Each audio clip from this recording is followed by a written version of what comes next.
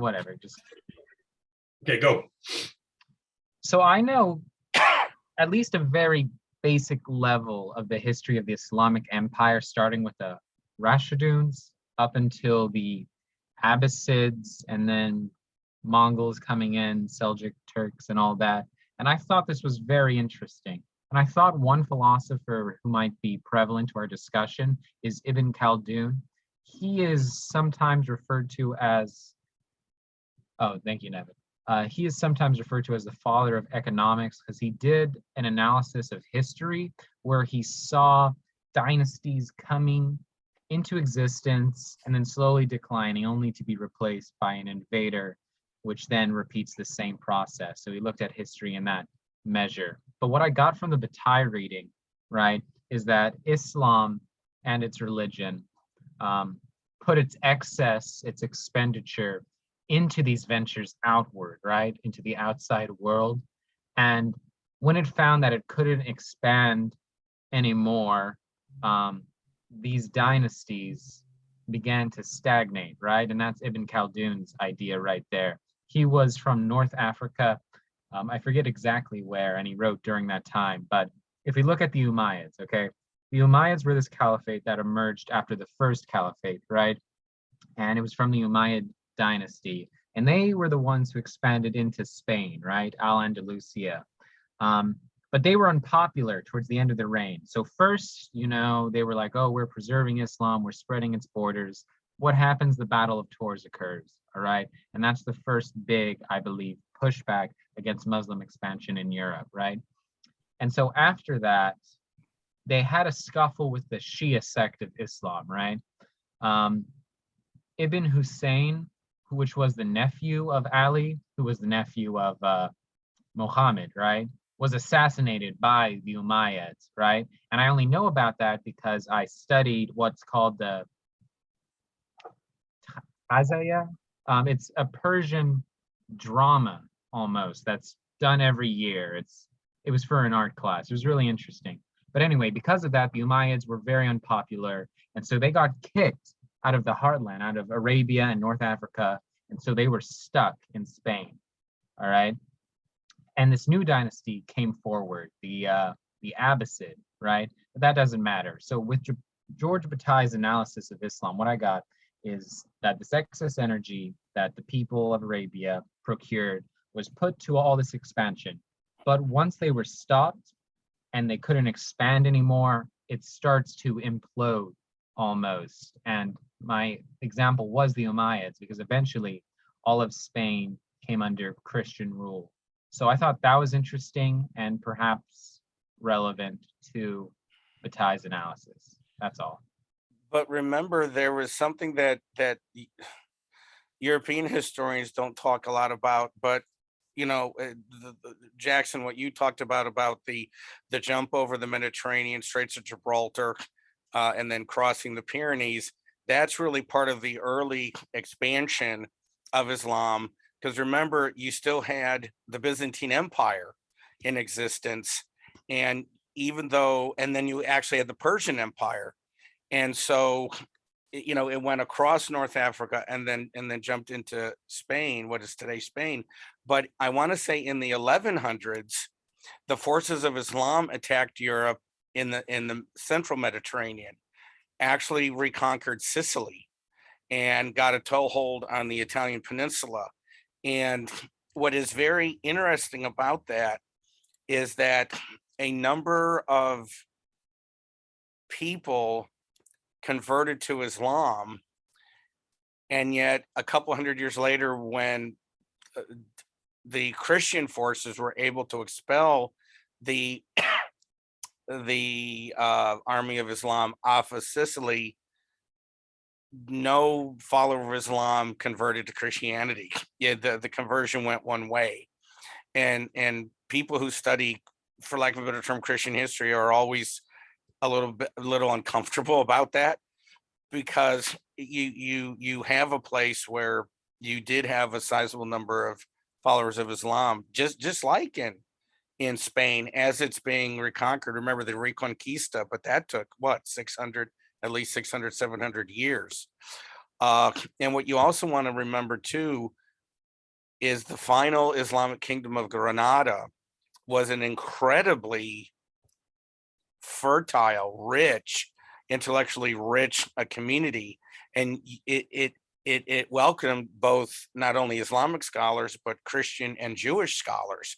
And so I'm trying to remember the man's name, but Nevitt, you might remember him. He's an Islamic scholar, but his commentary on Aristotle is still read because of how insightful it is. Is it Averroes? I'm I don't mispronouncing know how it. to pronounce it, but yeah, that's the guy.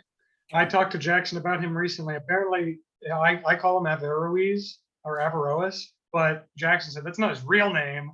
Apparently, that's just what St. Augustine called him, and then Saint he wagged his Aristotle. finger at me. Aristotle? Right. Sorry. Saint Aquinas, number one, but Averroes is the Latin name. But anyway, I didn't mean to cut you off, but you make a good point, Ed. And it is true. I guess I was just thinking of the dynasty itself and the political establishment instead of religion as a community, which, well, it is, right? Yeah. And then the really interesting thing at the end is when the Ottoman Empire explodes, right? And conquers Constantinople, goes all the way to the gates of Vienna, conquers basically Ukraine, and then conquers really the non-Iranian part of the Middle East and reaches as far as Tunis. And the heartland of Saudi Arabia isn't conquered, but the coastline of the Red Sea and the Persian Gulf are. So one could argue that the Ottomans were not necessarily motivated by Islam in the same way as the forces after the death of the Prophet were. But still, there was a very interesting imperial dynamic that really, I don't know. I haven't seen anybody explain the rise of the Ottoman Empire, and I think that it's just too important of an imperium not to somehow put it in some kind of world historical perspective. And it's just like, oh yeah, they finally, I mean, they talk about the divisions within Christendom, between the Roman West and the Greek East as undercutting Byzantium. And then, was it the 12th? I can't remember the number of the crusade that actually sacked Constantinople, but was it the 4th? Okay. And it was ruled for a while by the so-called Latins. But yeah, it's just interesting to me that something that is that important, straddling 3 continents, millions of people, isn't really just integrated into some kind of greater historical narrative. Yeah, I see a lot of I mean, not a lot of, but I actually, partly due to Jackson and I hanging out today, I have some knowledge of and that a conversation around the sort of decline of the Ottoman Empire, and the kind of fall from the position that they were in, kind of engaging in a series of liberal reforms under the Young Turks, right? Before this guy who was the legal authority of Mecca, who was in talks with the United Kingdom, set up right around World War One, set up an agreement to bring about an Arab revolution, at least under the promise of support from Western powers like France and England, which then happened, and then the Ottoman Empire fell, and all those liberal reforms were kind of done away with, in a sense, and or at least restricted to such a small place with such little political power that we can see that they weren't there to stay necessarily. And so I get a sense of kind of how things have come to the place that I can see. Because I keep thinking about this. I keep trying to think as I approach the Bataille about what I think of as a Western person, as a Western citizen, in relation to Islamic society and history and culture, and their place in the contemporary sort of schema. And I guess I talked to Jackson about this, To me, I thought it was, because the whole time I was like, well, how does this kind of get to where we are now, where I see rampant conservatism and fundamentalism in a lot of very powerful political parties among the Muslim community, at least within the last decade. I think that's not necessarily that controversial to say that there's been a lot of conservative or fundamentalist political sway in the last decade. But at the last part, I really like the last part where he talks about Arab culture in late Islam, in the late empire, wherein the Muslim empire at large was deeply affected by Arab culture. And I think a point of this he references, like, we can see this in the sense that a lot of Islamic societies are not beholden to all of the specific lessons that one might glean from the original texts of the Quran or earliest collections of writings on the Quran or like the holy texts of Islam.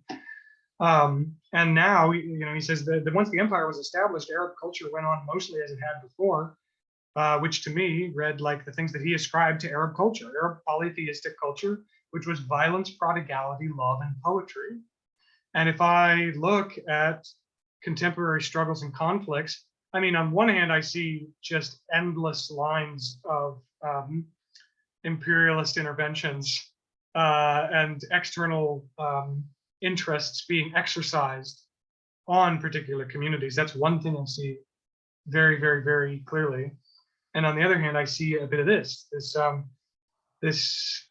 sense of prodigality, love, and poetry, so to speak, I guess. And I don't know. Do you guys see what I guess I'm trying to draw like a connection between modern Islamic society and culture, and what Bataille is drawing is kind of the staying power of Arab culture rather than purely Islamic culture necessarily. See what I'm saying? And that kind of is what I thought of when you said talked Ed about, like, how the Ottoman Empire was rising into this sort of dominance of Islam. But I think, yeah, I've said enough. Okay.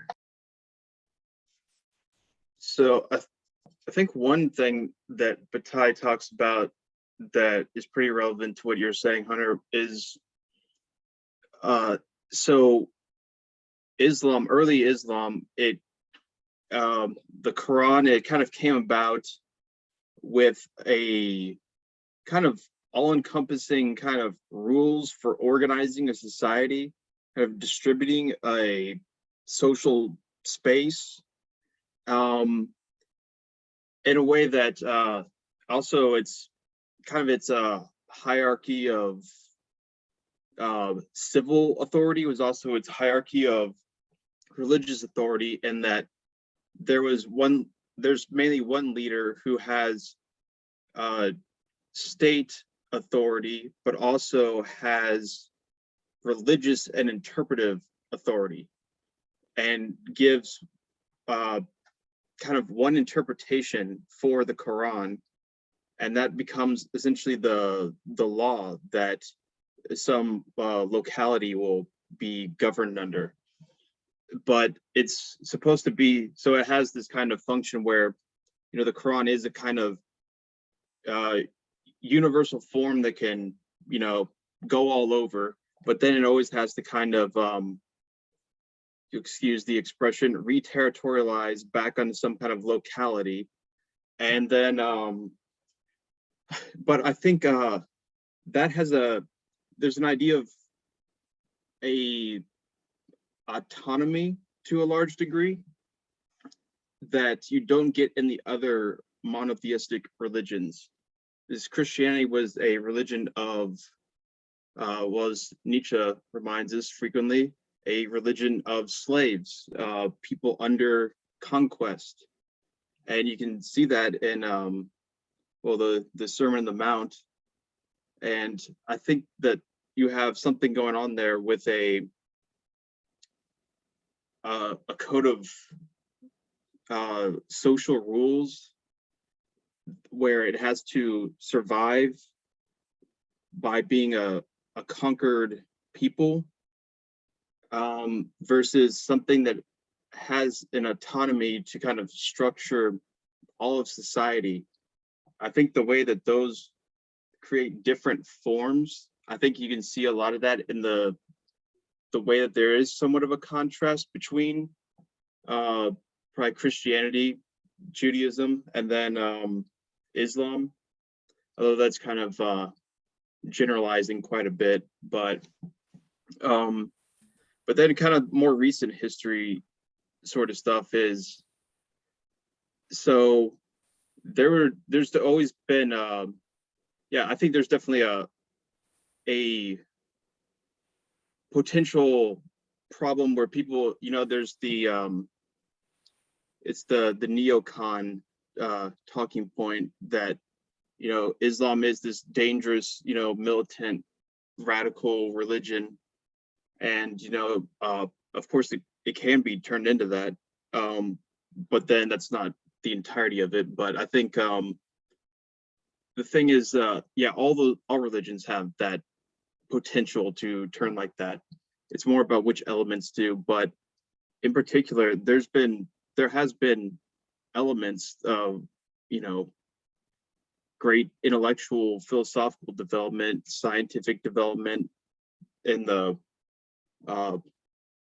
in Muslim countries and whatnot. But recently, you're talking about the influence of Western imperial powers, or I don't know what we're calling them now, whatever we are, basically, that have influenced and actually helped radicalize a lot of Islam, like in Afghanistan, to fight the Soviet Union.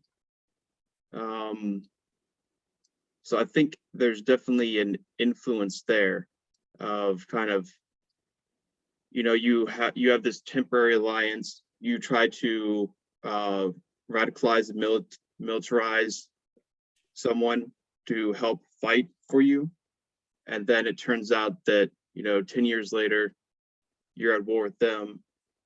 I think there's something like that going on, and it's kind of like the Balkans, where there's places where there's kind of like strategic that's a good face, Hunter.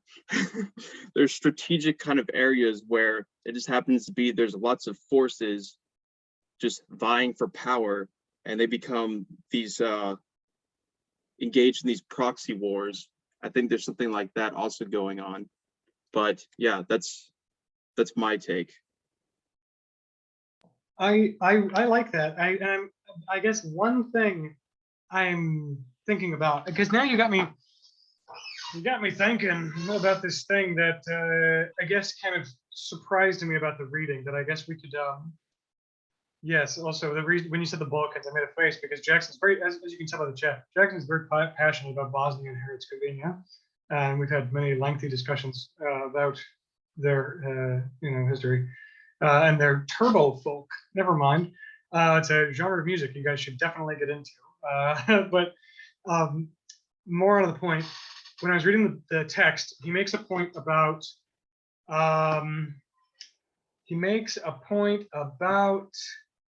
the birth of a community of chosen brothers, right? I could try and find the page, but he has this specific line.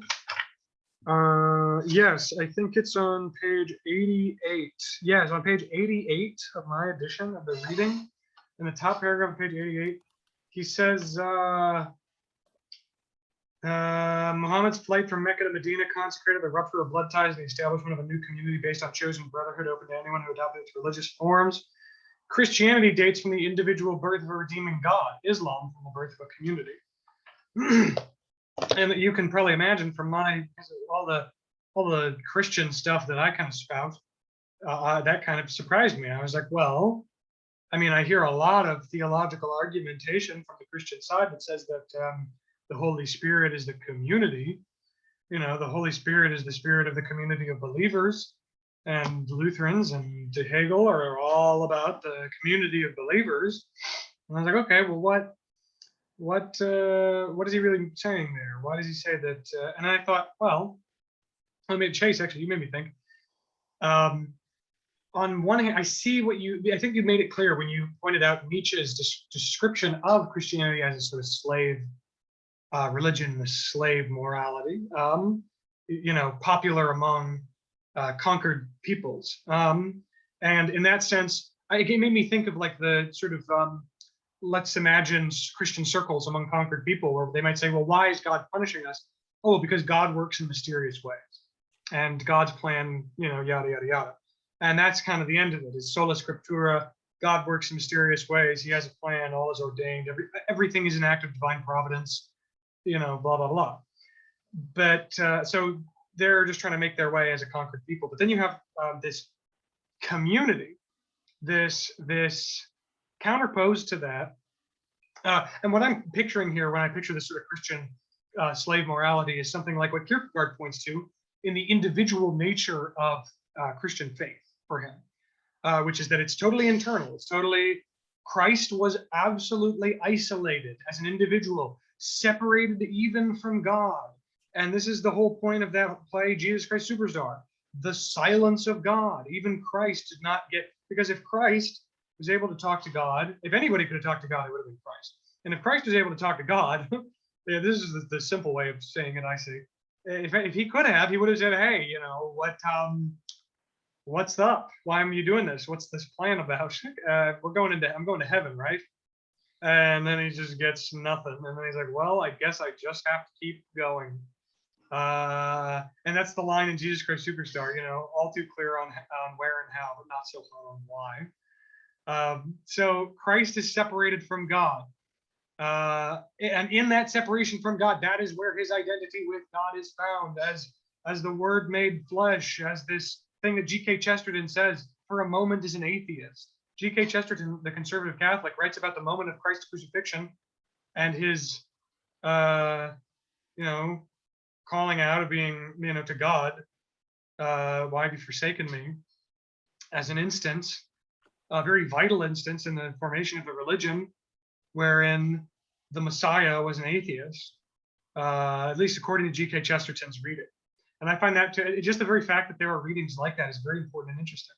So you have this individual basis of mysterious operations in the external world on conquered people. But then you have people like Muslim society. You have people engaging in societies similar to Muslim society, or like, for example, Muslim society, where it's a conquering system, and there are scriptures and codes of conduct down to the very letter as to how to organize life. From the Christian conquered perspective, at least in this fantastical hypothetical scenario that I'm positing, it's impossible to I guess, have a codified law when you are under the oppression of a different law, right? But from the different perspective, where you're establishing a community, your whole goal is to establish a community, or at least a big part of your, like a core aspect of your system is community. But yeah, if it's community, you have to have specific written reference to specific aspects of operating a society. If your goal is to, if in any sense it's a key aspect to operate a Muslim society on the grounds of a Muslim society, or in a Muslim society, and that includes. That's why there was such a big dispute. That's why there was such a big dispute between Sharif. What's his name? Sharif. He was the Sharif for a time. The Sharif Hussein bin Ali. Hussein bin Ali, back during World War I, the one who one of the key figures in the instigation of the Arab Revolt.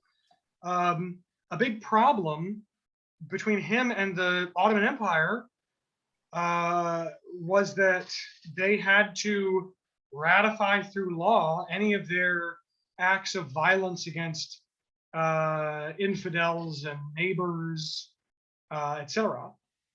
And there was just a theological point of disagreement on the I guess ratifying of religious action, which is not necessarily uncommon, but it points again to this, like the necessity of this sort of written justification for what we do. It has to be written before we do it. You know what I mean? Where in Christianity, it's a little bit more open. But that leads me into this next thing. What doesn't square with this pretty picture of this dichotomy between Christianity and Islam is that Christianity has a long and illustrious history of conquest, imperialism, domination, law setting, monarchies, the establishment of rigid institutions that are radically authoritarian. And I wonder kind of where that comes from. I guess is all I'm saying. So I was about the type of comment about, and I, since I'm sort of history stupid, I can't say a whole lot, but when Constantine declared Christianity the state religion, and Jackson can probably knows the date of that, but when Constantine established Christianity as the state religion, or when he converted, in short order, the Roman Empire became the Christian Empire, and political power and religious power to a significant degree, merged. And I kind of wonder where, I'm wondering if Bataille's analysis of Christianity holds after that, because prior to that, it was kind of a minority Jewish sect that was persecuted and so on. But after it became the state religion, like Hunter was just saying, it wielded tremendous power in Europe. And so, political power and military power and the Crusades and all of that stuff. So I guess I wonder, I wonder if Bataille's analysis of Christianity, or at least, he doesn't give a long analysis of Christianity, but as his description of a contrast between the sort of Muslim military political machine and Christianity really applies after that point, I wonder. And not only that, I always hear from people that, there's a variant. First off, one question, forgive me for being late, I'm sorry.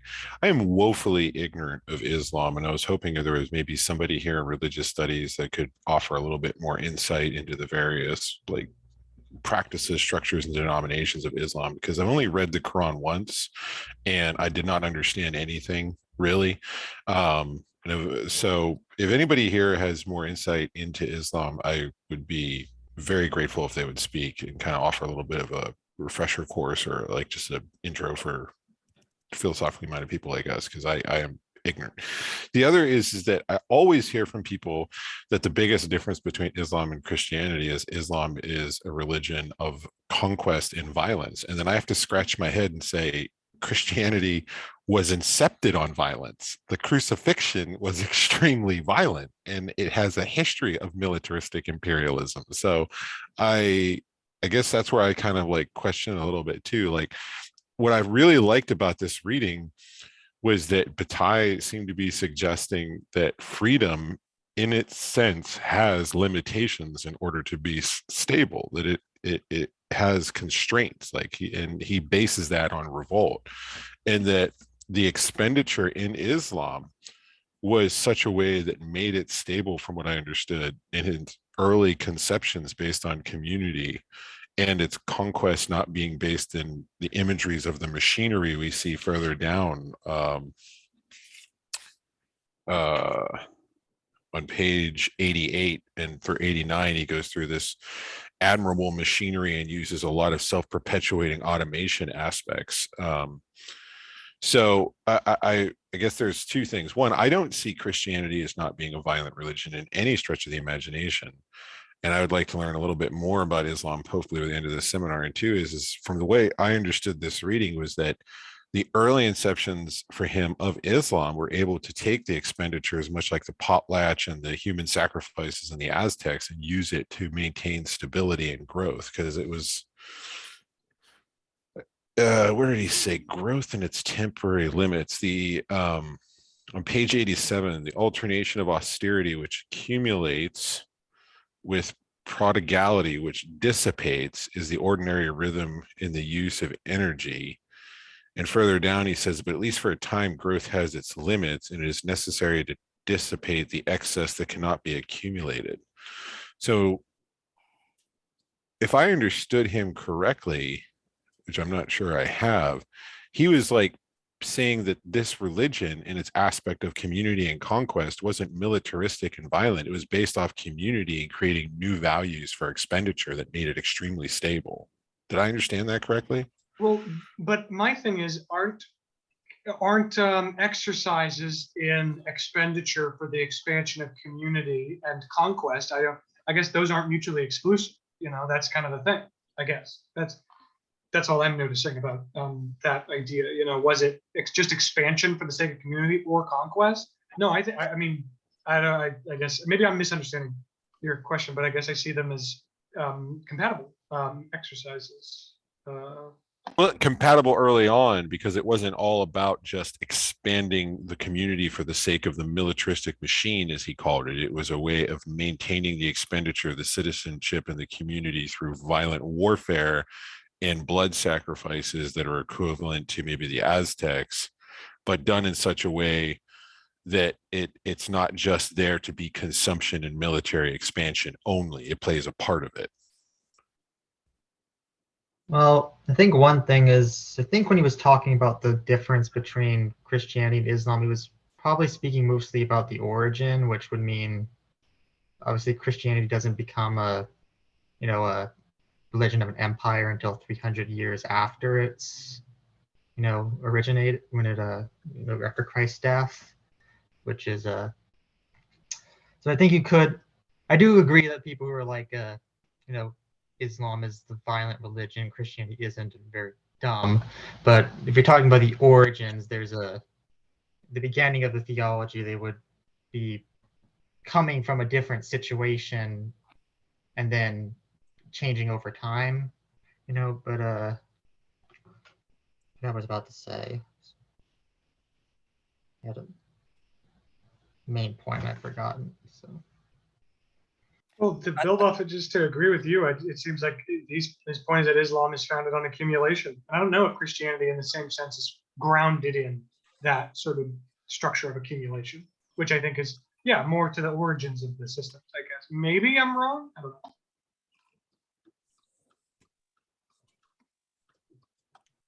I think early Christianity is something very, very interesting to talk about. But first, I want to talk about Joseph's point about Islam. I read a wonderful book called Philosophy in the Islamic Age by Peter Adamson. And then besides that, I've just come into contact with Islam throughout my high school and early college years. So I feel kind of okay talking about its structure. And I really would recommend that book. But this idea that keeps getting thrown around, is Islam a violent religion? You put in the chat before you forget to, please. Oh, Peter Adamson, yeah.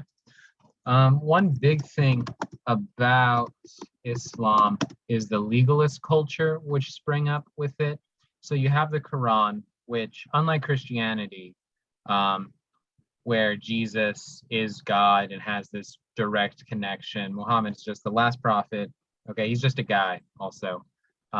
Special, but like not Jesus special, right? And so he gets told a bunch of stuff, he recites it, his followers record it down, great. That's the main framework for Islam, is what's in the Quran.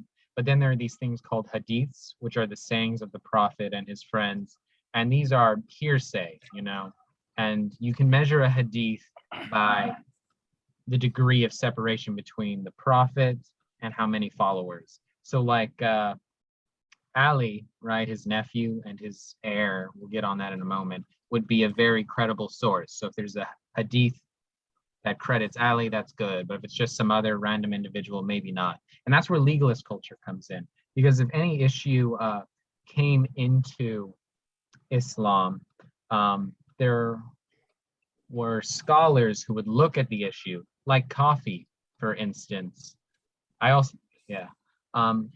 Coffee changes your current state of consciousness. And you might be aware alcohol is not allowed. And so some legalists argued coffee should also not be allowed because it messes with you, right? You get hyper energetic sometimes, etc. But then other legalist scholars came in and say, if that's the case, we would have to ban spicy food, etc.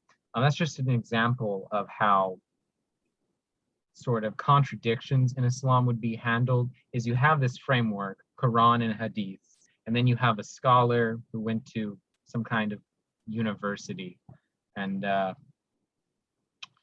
yeah, Islam being an Abrahamic faith does, I'm not sure about Hagar personally, but it does have that lineage and includes elements of the Old and New Testament, right, from a Christian perspective. So it isn't just this totally new thing, but building off of what's been taught before in the world at that point.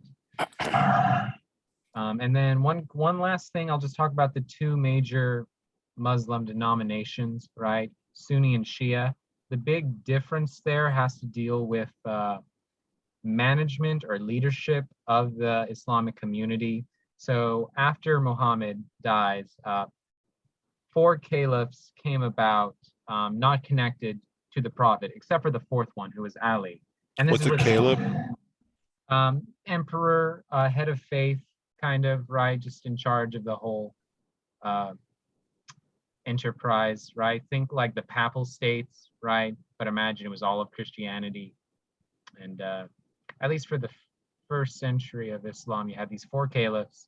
And the first 3 were not connected to the prophet by blood, all right? They were just smart people and commanders and people that Muhammad liked. And they were voted in by some people. And then Ali was 4th. So the Sunni and Shia divide centers on this and says, hey, Ali should have been next. And current Shia sects want authority on Islam to be from people connected to the prophet's line of progeny, as it were, and not just from he's a smart guy or he conquered this, so therefore he should be the one in charge. That's a very basic idea, and most are Sunni. Some holdouts are like Iran would be one example, and then some spots here and there, but that's all I have to say. That's a lot of explaining it. But yeah, I'll type the name of the book, and I urge you all in your free time when you have that to look into this because it's really fascinating, I think. That's it. Another dynamic in the Arab world, in addition to Jackson's point about, Sunni and Shia, which is very important. And people don't forget, but within the Arab population of Iraq, my memory is that there's more Shiite Muslims than Sunni. But another dynamic was the House of Saud took over Arabia. That's why it's called Saudi Arabia. But a different family were given Iraq and Jordan. I mean, the family that lost out and got defeated by the House of Saud then had those 2 kingdoms, Jordan and Iraq. And the Iraqi royal family was killed in a real bloody coup d'etat, and their bodies are dragged through the streets of Baghdad in, I believe, 1958. But King Hussein of Jordan is actually was the descendant of that family in the kingdom of Transjordan.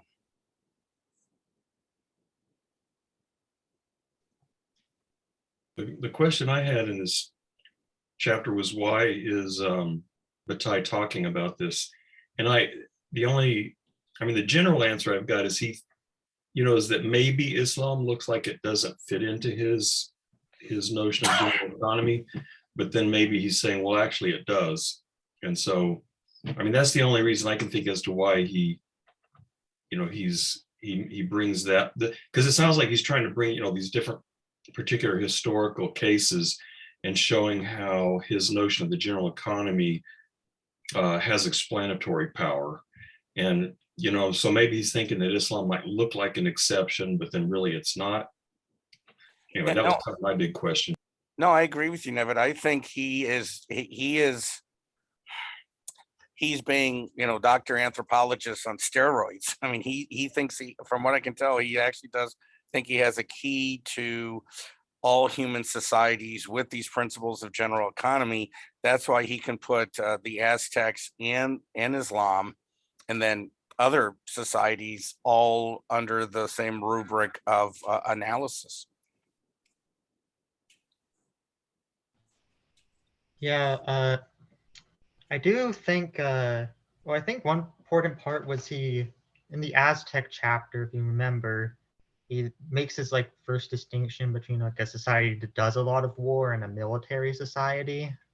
And he says that again in this chapter, which he mentions that, I don't remember which page, but that the Arabs, pre-Islamic Arab societies were also kind of like the Aztecs in that they do war, but they're not a military society. It sounded like this was kind of his example of a military society to me, which is what it sounded like, which means in some ways it's a bit more of a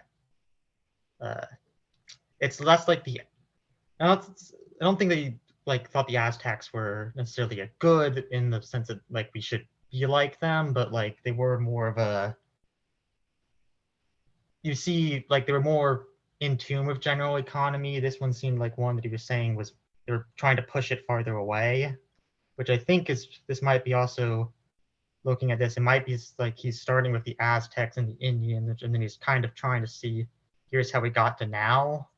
So I think I don't know. I haven't read all this. He might be showing things getting a bit closer to ours because this military society, as he says, you know, he says, you know, like they don't have the you know, the heroic you know, philosophy of the originally they didn't have the heroic, you know, philosophy of the poetic philosophy of the Arabs, and they're trying to push it, you know, trying to push violence to the outskirts while internally he mentions the praying almost as militaristic community, which it seems like he's saying that, you know, they've pushed the excesses to the outside instead of what he generally wants, which is, you know, a more seems to want, which is a more, you know, heroic internal, or like they keep violence, they push it to the outside. And for Bataille, it seems pretty obvious violence isn't necessarily a bad thing, but he doesn't seem to like it when violence is just something people try to keep away from them and push on other people.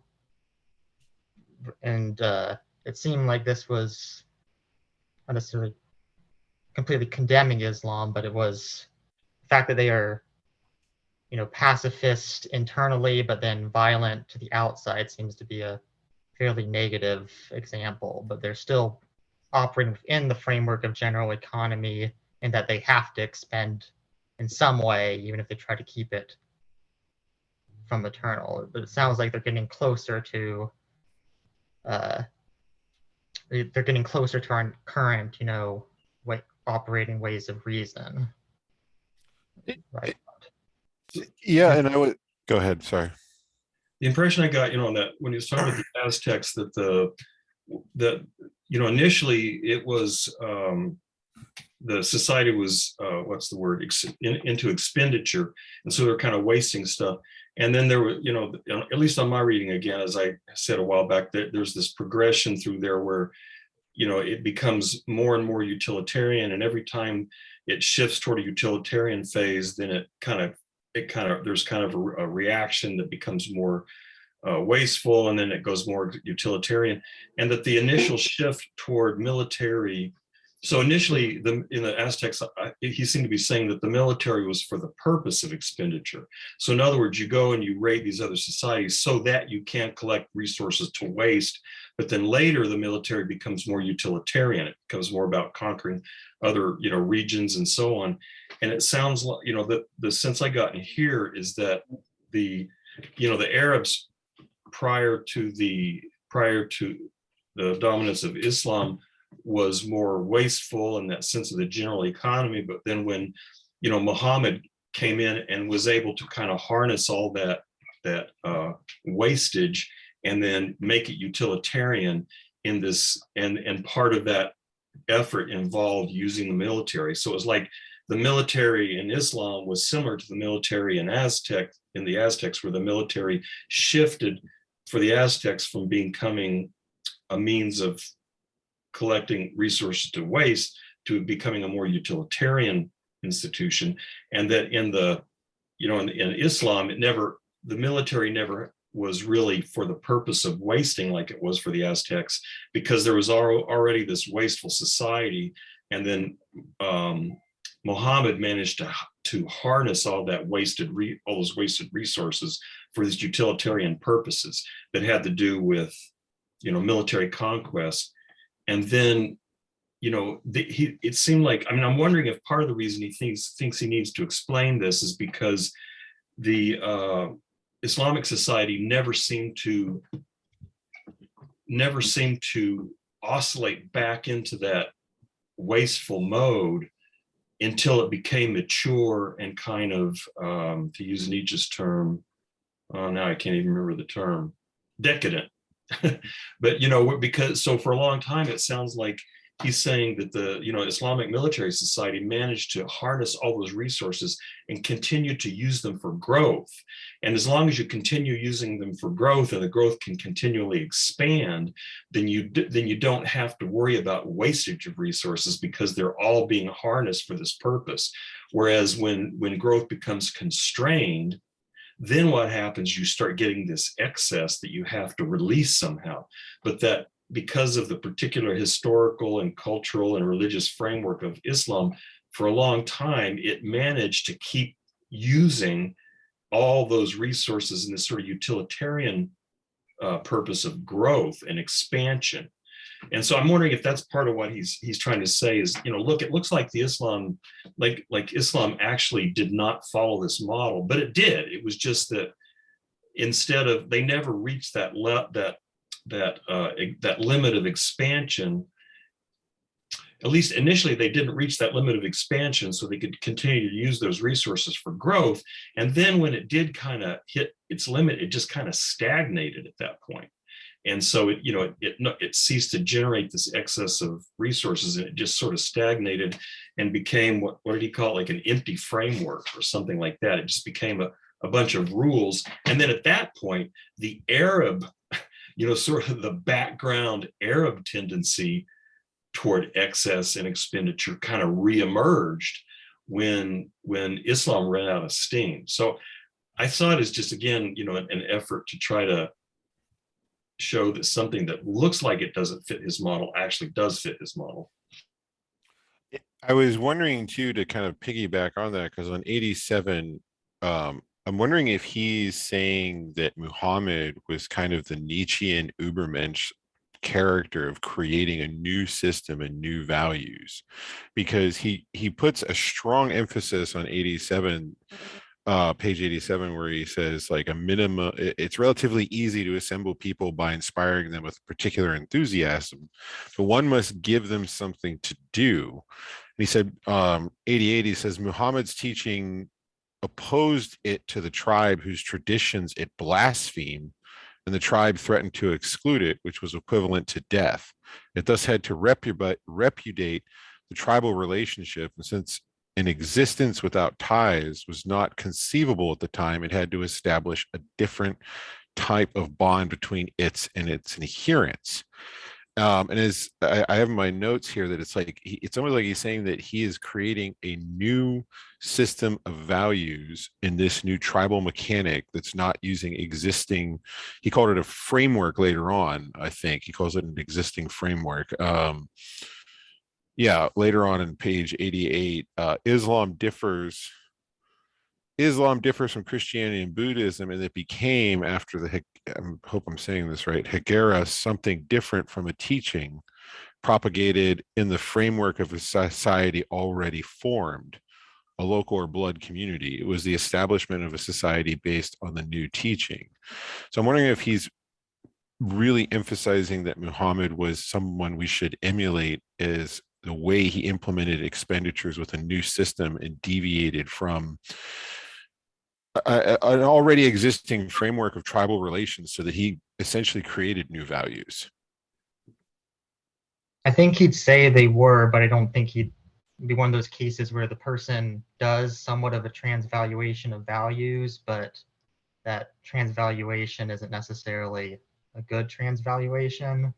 It sounds like for him, it would be almost, maybe not as negative as Nietzsche talked about the Christian transvaluation of values, but it does sound like in this case it's another example of someone having a generally superior value set, which is what it sounds like he preferred the pre-Islam Arabic one, which it mentions, you know, them of how their views of glory and rank, which sound a lot like how we praised Potlack, and then but also I was thinking another thing about that too, which you could say the difference between that and Christianity about, because I brought up earlier I was kind of remembering my point, is that when Christianity did become you know, more institutional, part of what I don't necessarily start then, but as it became, it also had to whereas Islam rejects the pre-Islamic Arabic, you know, culture is what he's saying, but for Christianity, it had very much to, you know, it had to define itself in relation to the Judaic culture, in that it, you know, the Christ had to become, or to give itself meaning, it had to, you know, the Hebrew Bible had to become the Old Testament. Christ had to become the Messiah had to become the Messiah. To Christians, he was the Messiah in Judaism. You know, like so in that case, Christianity never really was able to fundamentally break. And I don't know that much about Buddhism, but my understanding is Buddhism largely existed within, even though it was critical of like existing culture, definitely it's still very much, you know, it existed within the like Indian society, and it you know, didn't, like, there wasn't an initial empire the way uh, uh, Islam was. And I think it's very much saying that, you know, that's part of what Islam was able to do that these ones weren't able to do, especially initially, which is that they're able to, yeah, they're able to transvalue values, but also they're able to initially impose those values on society and create their own system. Whereas, you know, Christianity, even as it wants to change values, and Buddhism want to change values, they aren't said to, you know, they aren't from the beginning allowed to actually directly create their own new society. So their values can only exist within the framework of the previous culture. So I do think you're right to say that he was crediting Muhammad with a transvaluation of values. Yeah, Joseph. If you look, what you were quoting from on page, you know, 87 and 88, Muhammad was dealing with polytheistic tribes. You know, you know, in terms of, we say the Arab or the Arab people, there were really Arab peoples, right? And Judaism and Christianity were both known to, at least along the trade routes in the Arabian Peninsula, and there was a Jewish community in Mecca, and I mean, I hadn't thought of it before, but the way he phrased it on page 88, I think has a lot of insight. Right, the tribe, yeah. From the first, this is the top of page 88. From the first, Islam was fortunate in having to set itself violently against the world in which it originated. Muhammad's teaching opposed it to the tribe whose tradition it blasphemed. The tribe threatened, I mean, I would have just, instead of saying the tribe, begging your pardon, I would say the tribes. But still, I'd follow what he was saying, threatening to exclude it, which was equivalent to death. I mean, think about it. In tribal societies, if you are not a member of the tribe, you literally have less of an existence. You are defined in terms of your tribal membership. If so many very old languages will actually talk, you know, it's not just Hollywood, but the name for your group will literally be something like the people, you know, and everybody else is the other, you know, the weirdos, the foreigners, the not quite humans. And so it thus had to repudiate the tribal relationship. Insistent existence without ties was not conceivable at the time. They have established a different type. And think of the way he phrases it. He says, a new community based on a chosen brotherhood, open to anyone who adopted religious forms. And he says, here it is, a new kind of state, which did not have its basis in either blood or place. This was not a community of common lineal descent, and it wasn't just where you lived. This, by the very nature of Islam, the Quran and the Hadith, it literally was, by definition, open to all human beings. And talk about something that is a radical repudiation of division, right? Existing divisions. I mean, this is Islam really in its core teaching is as capable of erasing, right, individual tribal bloodline differences that also Christianity purports to do, even though one could argue that neither one has been able to pull it off.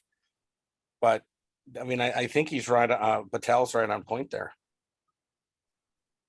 Yeah, so I think my little bit of knowledge I have of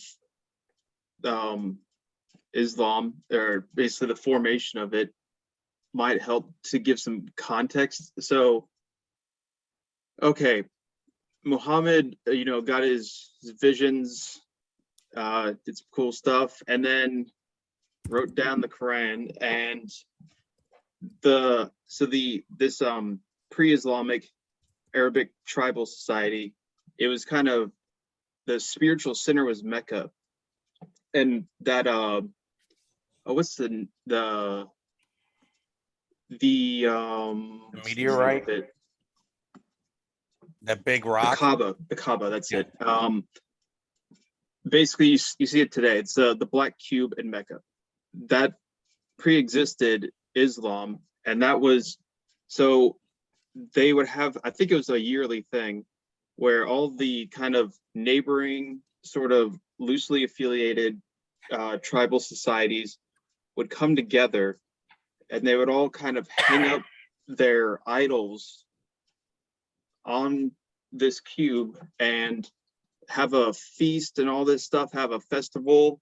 And it was, you had to leave all of your arms, all your weapons at home. It was considered a holy city and kind of a holy time going there once a week, and not once a week, once a year. And from there you get a kind of, well, it's polytheism, where they're like, okay, yeah, you got a new, okay, Judaism, Christianity, yeah, just hang it up over there, just move that one, hang that up right there, and then just come on, get in line. And it was like that.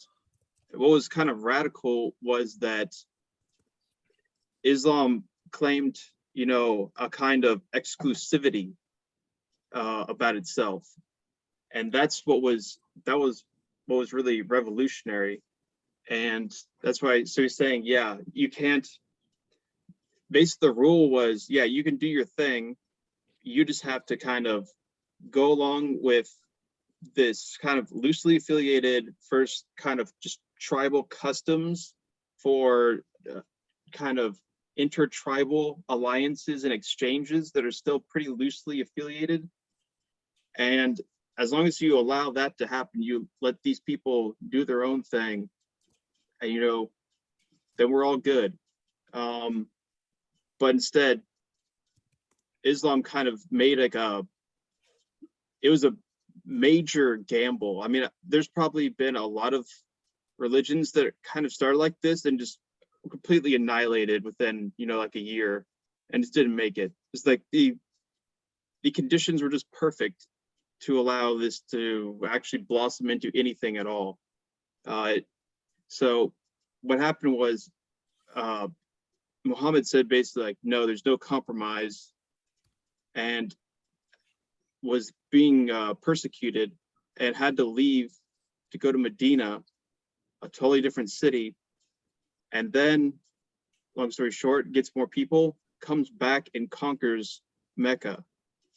And that's kind of what allowed it to be anything at all. And then from there, once it had conquered basically the spiritual center of the Arabic world, and suddenly the law totally changes from, you know, hey, it's all live and let live. You got your idol up there, we got this idol right there.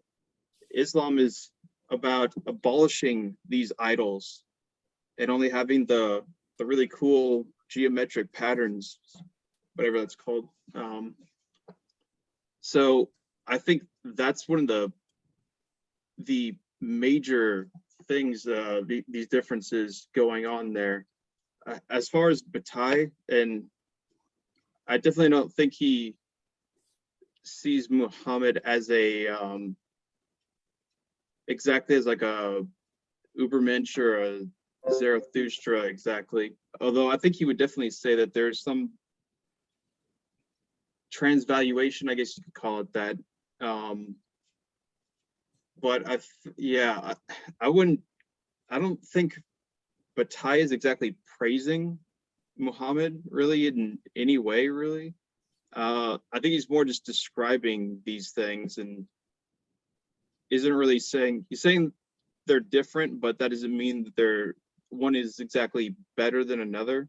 I think he's just kind of, giving a descriptive thing. But so also about Buddhism arising within Indian society. I think that's definitely true, that there was not a kind of radical breakaway of Buddhism from Indian society, although there was definitely a critique of Indian religion.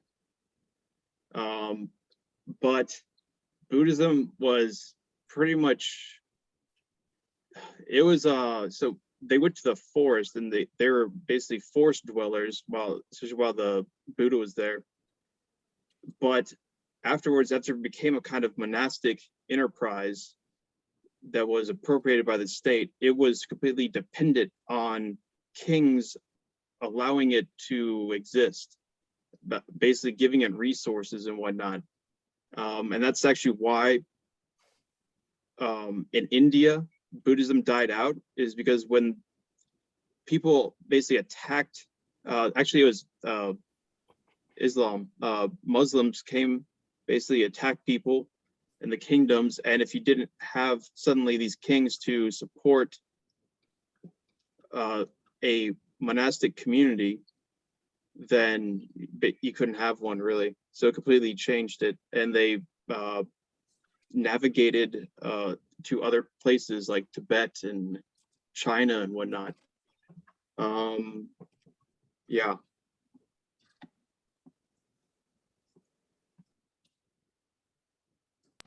Yeah, one thing I think is, I think one thing you might set apart is, remember if like Nietzsche, part of the point of slave morality was always that it was an imagined revenge on the existing community. You know, they do transvalue the values, but they're, you know, it's the revenge when they succeed is only that they poison the mind kind of the existing culture and make it more decadent, but they're not, you know, they're not able to. It's only because they're not able to actually go and, they hate the masters, they're not able to kill the masters.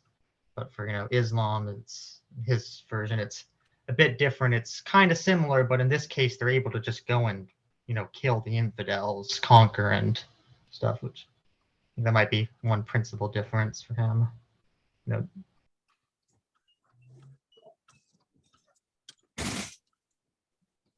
Okay. So one more thing about Buddhism, I forgot to mention.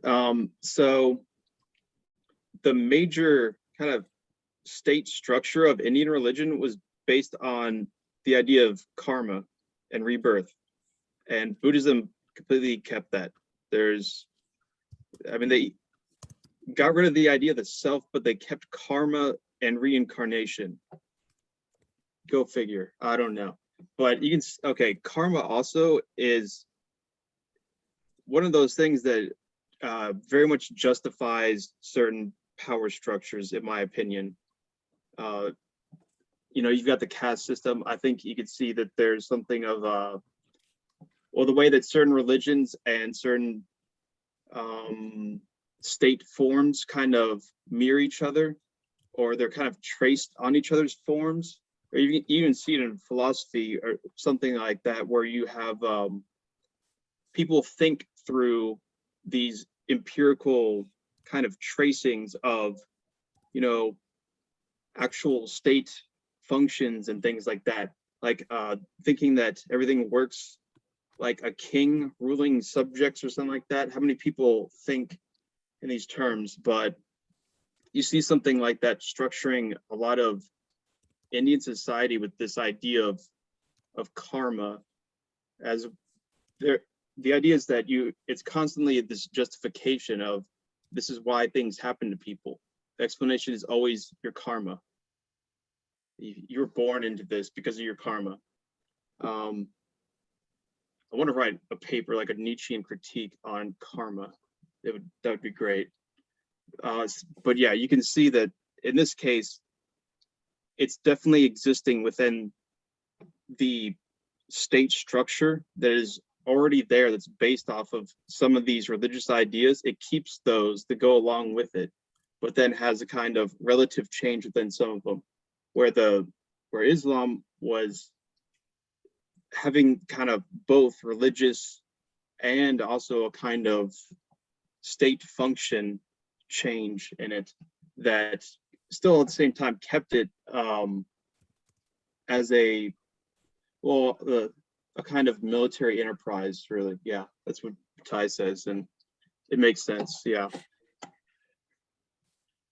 Also on a military enterprise, I think to push a bit more on my claim, which I think I'm right, this is kind of where he's going for, that the military enterprise is kind of part of what founds modernity because of how utilitarian it is.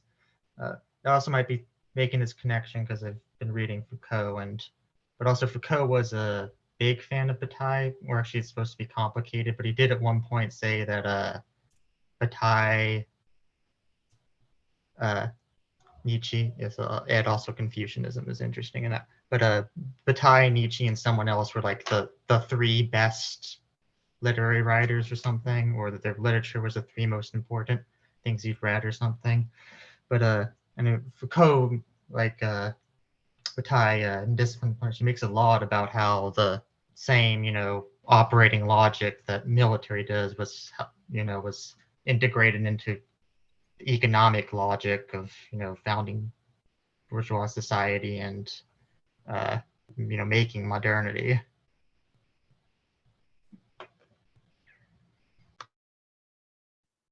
I agree with Chase that, I should put it this way. I read this chapter, and actually most of the others too, as more descriptive than prescriptive, as again trying to show how his notion of general economy can explain things about all sorts of things about history that might look to be contradictory. But to the small degree that there is a sort of positive valuation here, in this chapter, it seemed to me he was more valuing the Arab cultures that were more excessive, and that in which you would get this flourishing of poetry and all this sort of craziness, more than the hyperstructured form of Islam. And I was looking on page 89, when he's describing, so uncommon a perfection is not without its other side, however.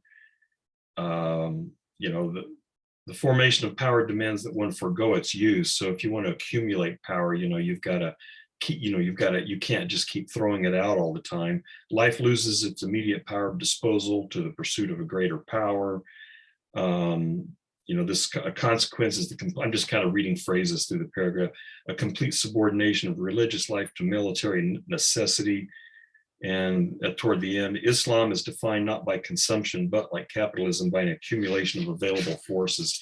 So it seems like if there's a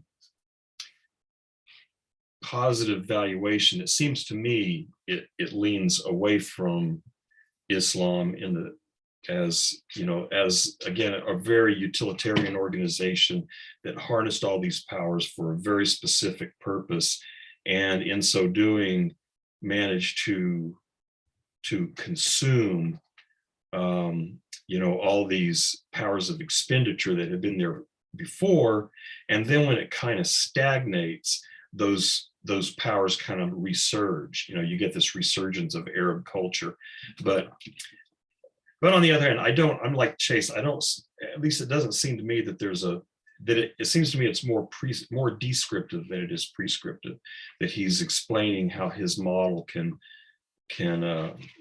you know, explain these various historical and cultural phenomena. So then just from, you're just as a clarifying question, just to see it, because I agree. I kind of had that question. I don't know. I feel like I'm too easy when it comes to certain writers, where I'll just, as I'm reading it, I'll have this mindset of like, I'm just happy to be here. You know, I'm just happy to be reading Bataille, you know, and whatever you got to say, let me have it. What's going on? What's on your mind? You know, he could just be talking about like his day, and I'd be like, this is fascinating.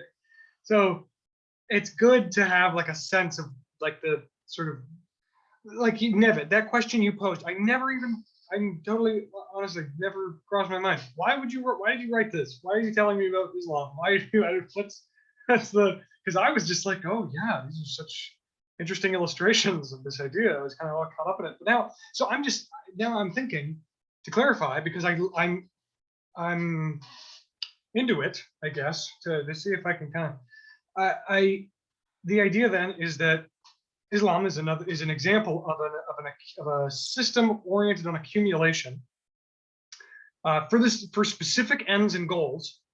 Like they have a plan, so they need money, so they suck in money, and then they complete the plan, and then they stop. You know, like restricted kind of use of resources for useful ends.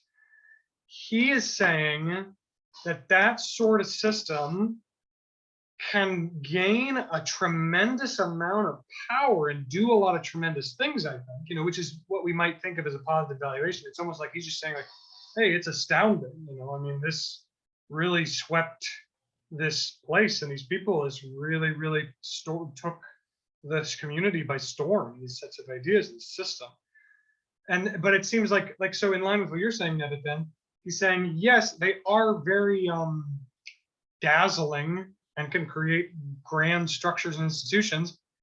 But as we can see through the history of this accumulative system, these structures of excess and expenditure seem to keep bubbling back up to the surface, no matter how efficient and perfect, because he says the word perfect a couple times, no matter how perfect the system might seem, you will be haunted by this excess that will manifest in weird ways. In this sense, it's manifesting as a like return to the culture of excess, I guess, which I don't know how it would manifest in other communities and cultures like in America and things like that, where there's not like, we don't have like a polytheistic tribal, I mean, like as white Western Americans, I mean, you know, not indigenous populations of the global West, but as you know, the descendants of colonists, you know, as I am one, I'm the descendant of a colonist in a sense. I don't know what it's like for me to see the excess bubbling back up, because I don't have a culture of excess and expenditure that is deep subterranean. It doesn't seem like I have, you know, any sort of connection to any subterranean cultures of excess or expenditure that might bubble back up to the surface. But what kind of expenditure and excess would? So see, so I'm interested. Okay, so I just hope that's, and my whole question, I guess, is that an accurate understanding of, I guess, what you're kind of putting forward as you're reading of the text? Because I think I agree with it.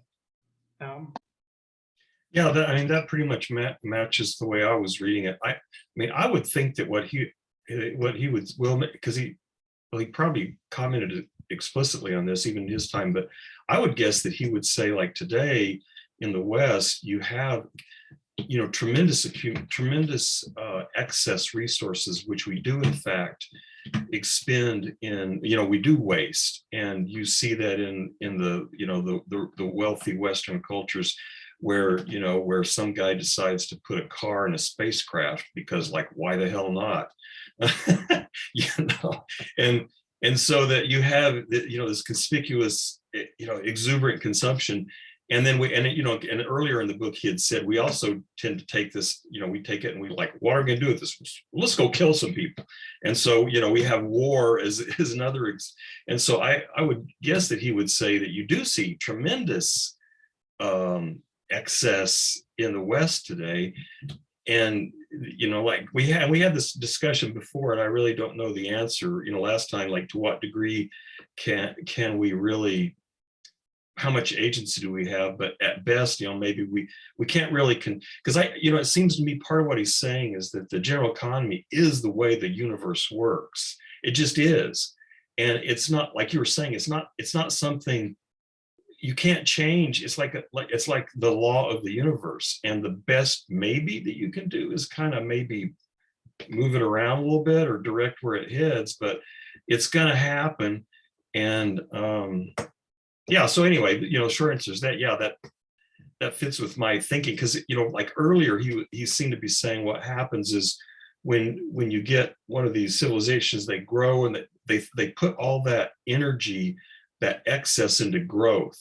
But then at some point it hits this limit of growth and it continues to generate more stuff. And so then it generates this excess that it has to throw off somehow in various ways. But it seemed like what happened in Islam is you had this growth, and then instead of growing, it just kind of calcified and became this rigid structure. And I guess this one thing I don't really understand is why it became, why it just why he thinks that it didn't continue to accumulate power and then generate its own excess. Because what it sounds like, the impression I get is like it's like this living thing that is growing, and it's throwing all this, whatever excess it has, it is harnessing it for this utilitarian purpose of growth. But then rather than reaching some limit and continuing to generate excess that it then has to throw off, it just kind of dies and becomes this rigid skeleton, this kind of rigid structure of rules that doesn't really generate any more resources or anything. And so then because it becomes this kind of dead skeleton, that gives space for the older Arab culture to resurge. But I don't, one thing and maybe I just missed it in here, why does he think that the Islamic culture just kind of hit this stagnant point? I don't understand that. Well, first I want to say something to Hunter. I'm not necessarily disagreeing with you, but I do think I think Bataille might say, which it sounded like he was saying, is, like it might be a bit, like a ethnocentric to kind of say, I'm not doing this, unlike these other tribal things. Like I'm just saying, not like accusing you of something, but like Bataille might say, obviously you assume everything you do is more rational than it actually really is. It's a lot easier to imagine, it's a lot easier to imagine, oh, look at the Aztecs, look at the Northwest Indians and say, and the Arabs and say, look at how they're doing this, excess, but then you feel yourself and be like, everything I do is rational. I think he might say people kind of just assume it because that's how they think. But also did say one thing about general economies, what I got from part of the potluck was he was saying that it's something that happens automatically. He was saying like when says the potluck is like a good illustration of general economy, he's not saying that like a modern utilitarian system really violates general economy and like it isn't operate, because he says, when the potluck, he says, I can't find the page exactly, but he was saying, it sounded like he was saying the potluck isn't like creating general economy, or it's operating close to its laws, but like he's saying like forget exactly what it said, but it was kind of sounded like you're saying like the potluck it brings people more in tune with general economy, but no matter what you do, you will be operating under the logic of general economy. I should agree. It's much less about it's affirming it or not affirming it. And I agree. I think for him, his theory of why Islam, stagnated is kind of saying it is, I think is partially based on his mentions, society can grow, they can use its excess energy to grow, or they can waste it somehow, which can either be wasted in which it means in a more way he doesn't like we do, or at least like how people often do, food isn't, not when food isn't eaten, people just dump it in the garbage, it's not like a part of a glorious expenditure. But it says, you can only grow so much, it's so fast, even if you keep growing so fast. And I think for him, Islam, because it completely kept violence external, doesn't that literally keep violence completely external, but like its excesses are completely for external war. It could only grow or stagnate. It couldn't, like the Aztecs, where once they grow to a certain point, they're always expending it in a unproductive fashion. Theirs is a very productive one, but eventually, because of their situation, they could only grow so much. They couldn't take over the world, and that's just why it had to stagnate. And once it stagnates, the only solution then, as he says, is to expend more. And so what ended up happening, the return to some parts of the more tribal ones came back, because those ones were more into glorious expenditure. That's what I think. But what confuses me, and maybe I've got this wrong, but it sounds like he was saying when he was describing these earlier civilizations that when they grew to the point where they couldn't grow anymore because they were landlocked or something, they continued even so to generate more stuff. They continued to generate more energy, more resources, and it kind of became impacted within the society, and they had to find some place to expend this excess energy. Whereas here it sounds like like Islam grew to a certain point, and then it didn't do that. It didn't just continue to generate more and more stuff. It just kind of stagnated. And I don't understand why Islam just kind of stagnated, where these other societies continued to generate more, more resources. This is on page 90. Given its foundation, this is at the late Islam section. Given its foundation and its conquest, the meaning of Islam gets lost in the constituted Muslim empire. As soon as Islam ceased, because of its victories, to be a rigorous devotion of vital forces to growth, it remained nothing but an empty, rigid framework. And I don't understand why that happened. Was it because their whole, maybe it was because all of their growth was completely devoted to conquering, and then once they had conquered everything they could conquer, there wasn't any more. They didn't that all their resources were being generated for the purpose of conquering, and when they couldn't conquer, they just didn't produce anymore. I'm confused about that. Okay, I think what he was saying is, like he says again, the society is that their expenditure happens in primarily one way, which is their war. They are a military society, the conquering society, and so any excess they have is built towards war. And these other societies get there, they also have the same problem. They can't just grow infinitely either. He wasn't saying the tribal societies could have just grown indefinitely, but I think what he's saying is Islam, the reason they don't stagnate in the sense Islam did it's not as they don't stop growing, but once they hit the threshold, they're able to expend it through, heroic, irrational expenditure. But Islam can't do that because they condemn that. They condemn they condemn glorious things. So that's why he's saying it's an empty shell, was kind of him, because even though they've got all this thing, once you keep growing, in order to, they can't keep growing, and that's their excess. Once they can't do that kind of excess, some other kind of excess has to happen. And so because of that, they were sort of inevitable that they'd end up be kind of overcome by the Arabic culture, like internally, because they needed some way to do it, and without it, it's just an empty shell, because there's no way to do any more excess. There's just stagnation. But stagnation doesn't necessarily mean growth, just not doing excess, as I thought he was saying. So it sounds like you're saying that they define themselves as, or they only allowed themselves a very narrow channel in which to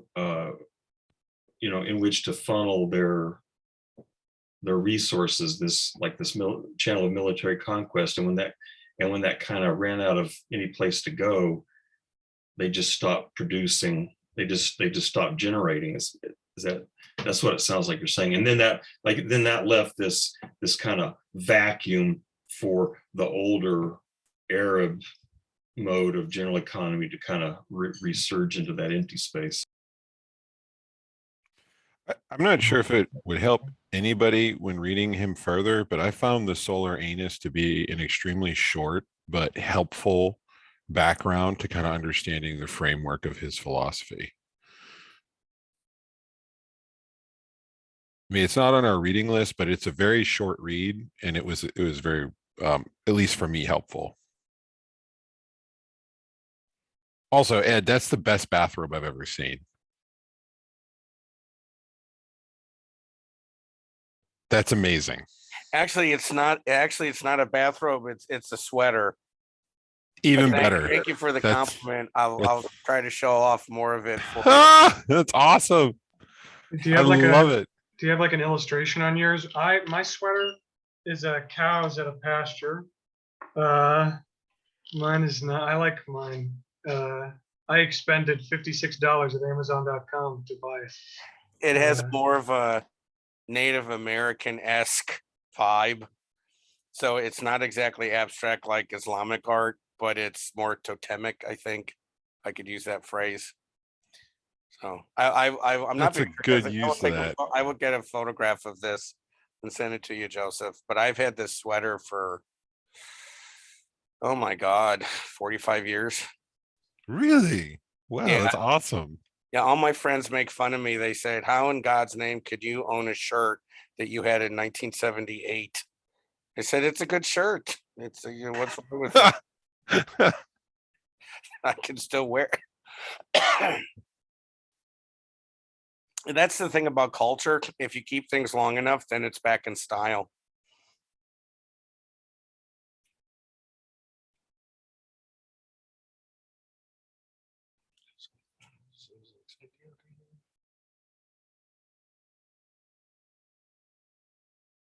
Yeah, and Nivet, I think that's the thing. I think just back on just to respond to your point. I'm sure I'm just restating what's already been said by Ripley, basically.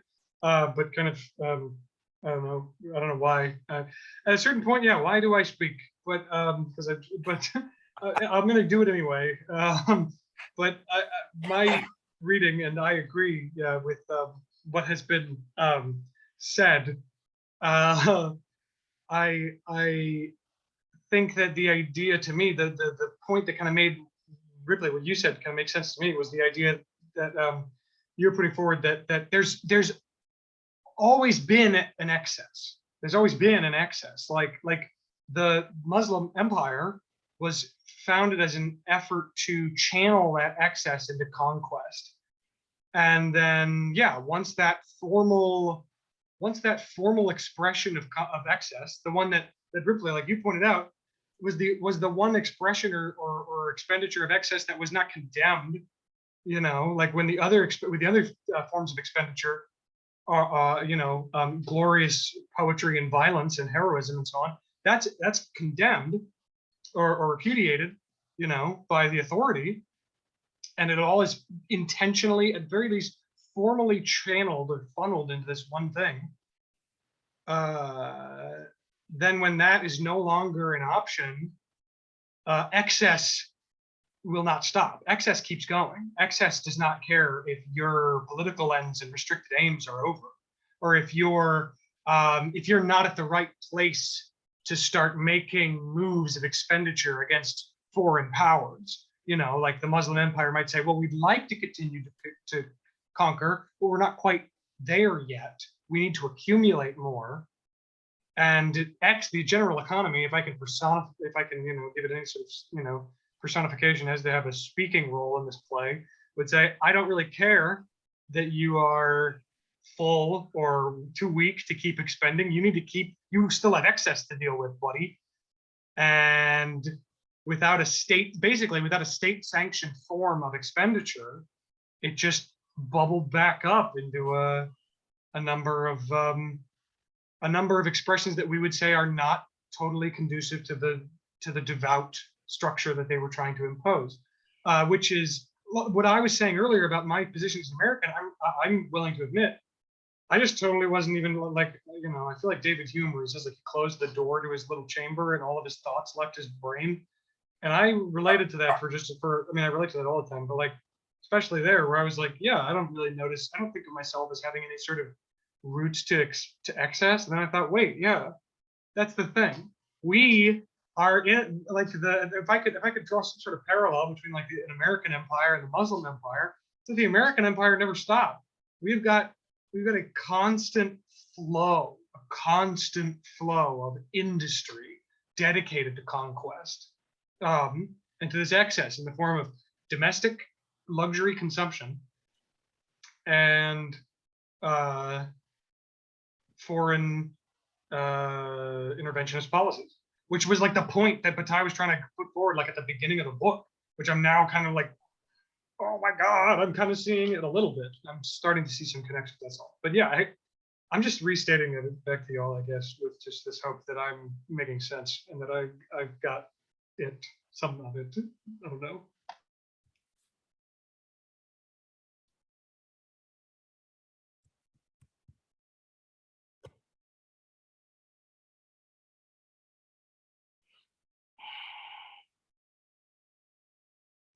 I think we should hear what Joey thinks because he's been silent.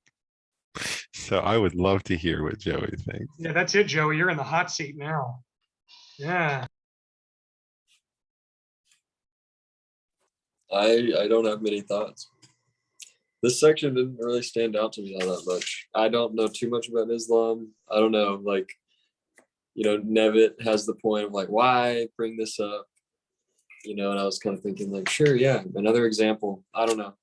It just kind of, I barely have any notes on my pages. Like, it was a short section. Maybe I felt like I didn't need to like ramp up my engagement to get through it, and maybe that contributed to my lack of engagement, but that's my very disappointing response. But thank you for asking.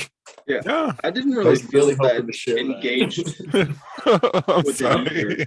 Joey fails this assignment.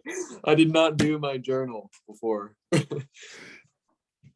Well, Yeah, but I just remember read that- it as fast as I could, and then read 40 pages of Thousand Plateaus instead.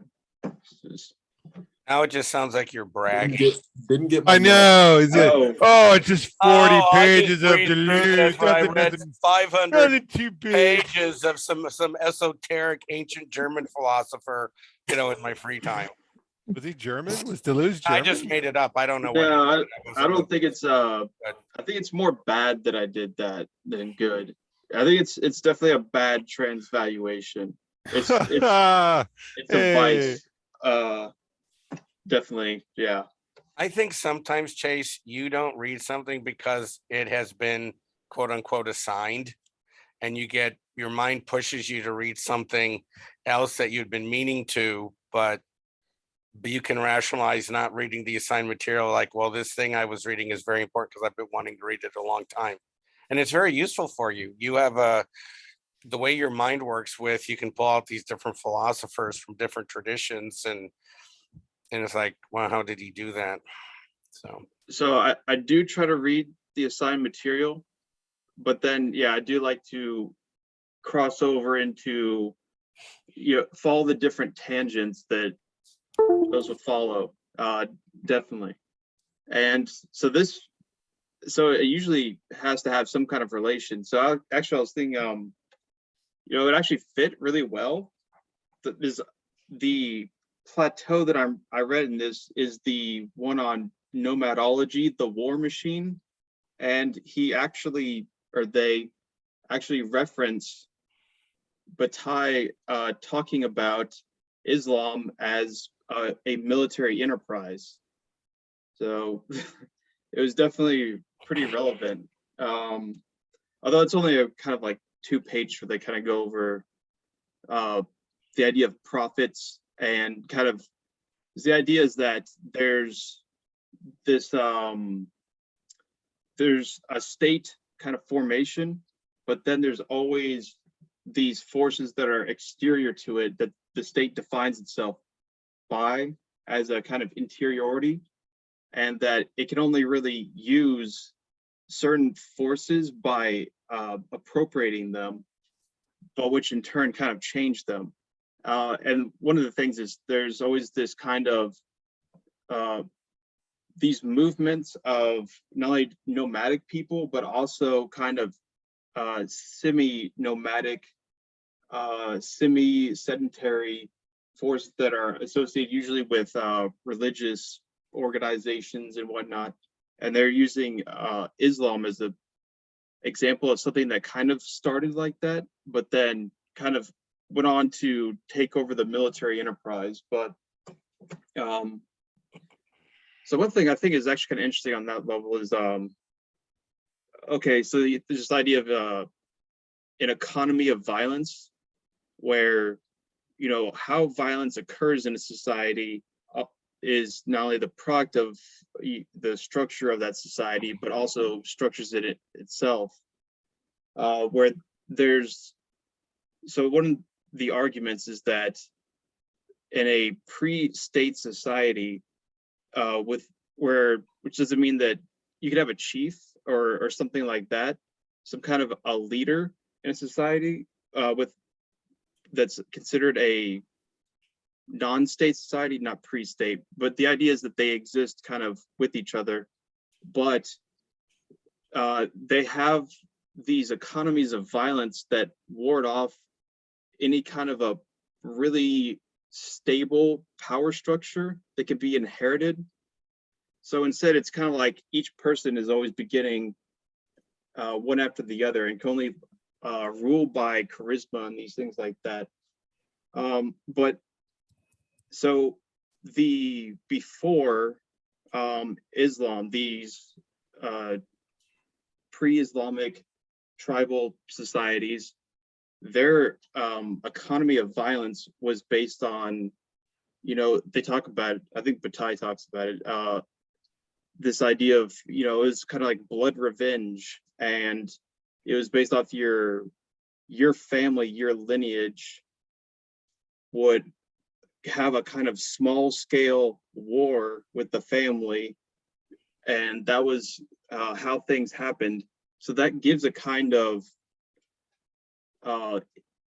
independence and form where it puts these other tribes, in a sense, in an exterior mode to other ones, and that in itself keeps the structure somewhat not so close-knit, where they become one solidified form. Instead, they become something that's constantly kind of there's a interaction between all the different pieces that are in themselves changing, because they can't consolidate, because there's these kind of like small scale conflicts that can occur at any time between any one of them.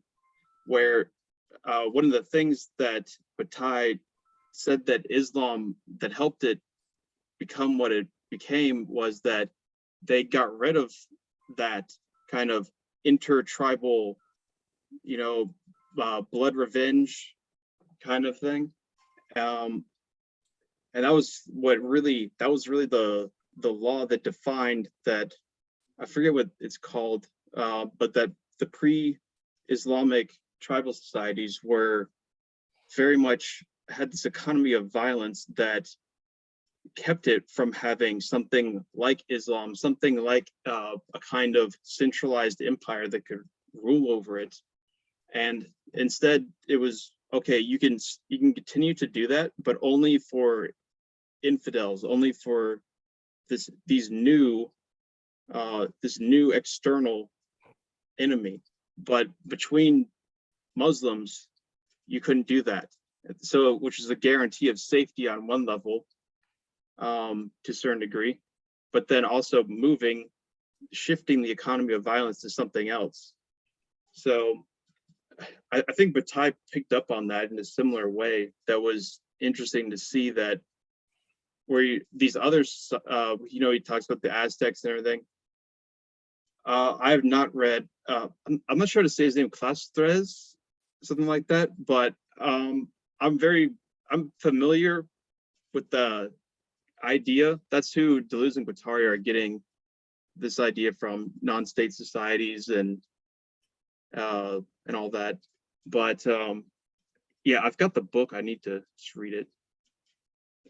But yeah, I think Bataille is picking up on these same things. He mentions that in 90, the military sovereign is never killed and even tends to put an end to sacrifices. He is there to direct the violence outside and preserve the vital force of the community from internal consumption, from ruination. So it's almost like having that aspect of the blood sacrifice replaced with a blood feud, like the Montagues Capulets type style, is more of like internal consumption rather than expediting it or expending it. Right. And that's the point. I mean, it's Hi, Hunter. the well, think of the phrase eye for an eye, a tooth for a tooth, and how many people look at that and say that seems to be a barbaric moral principle. But it's not so much if you compare it to what was before it, which was, oh, you stole my calf, I'm raping your wife, killing you, selling your children into slavery, and burning, everything. I mean, there was literally no, from what we can tell, no limits on the reciprocation of violence. There was no limit.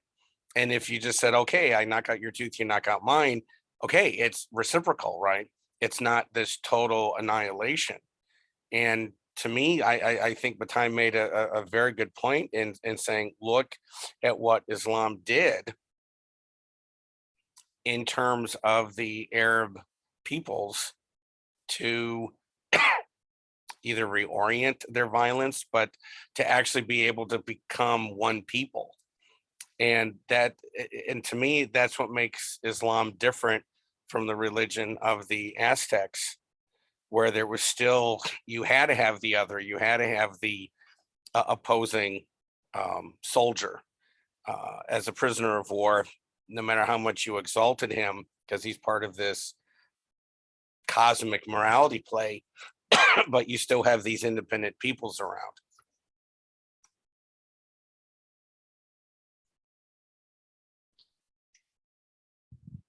So this reminds me of the problem with Nietzsche, and since Bataille draws from Nietzsche, maybe he's doing a similar thing. It's often a mistake with Nietzsche to make to believe that he is making a simple endorsement or rejection of anything. That often when he talks about things that have happened or ideas, he lays them out, and he likes some parts of it and he dislikes other parts, and he doesn't make a final judgment as to whether this is really great or this is really awful. So, the classic example is that I've already mentioned in previous discussions is, the internalization of the instincts created tremendous suffering, and those sneaky priests who internalized their instincts had all these, did all these terrible things and were responsible for slave morality. And yet he also says, of them, for the first time, the human animal became clever, and I mean in a positive sense. And so, I'm wondering if, Bataille may be doing something similar, in that it's always tempting. It's always easy it's always a temptation to try to reduce, the philosopher's view to a simple, he likes this, he dislikes that. And with Nietzsche, it is never that simple. And probably, I'm guessing with Bataille also, it's, you can't just reduce his view of the Aztecs or Islam or whatever to a simple, yes, this is good, or no, this is bad.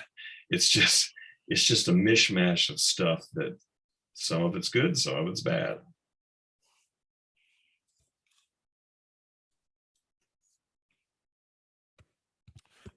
On a completely unrelated note, and I put this in the 2022 Spring Literature Seminar Discord channel. Nothing to do with what we're talking about. I apologize in advance. I just want to say it before I forget. I read a short science fiction epic poem called Nira by Harry Martinson that I was only able to get on an interlibrary loan, and had to read it in the library because it has limited releases.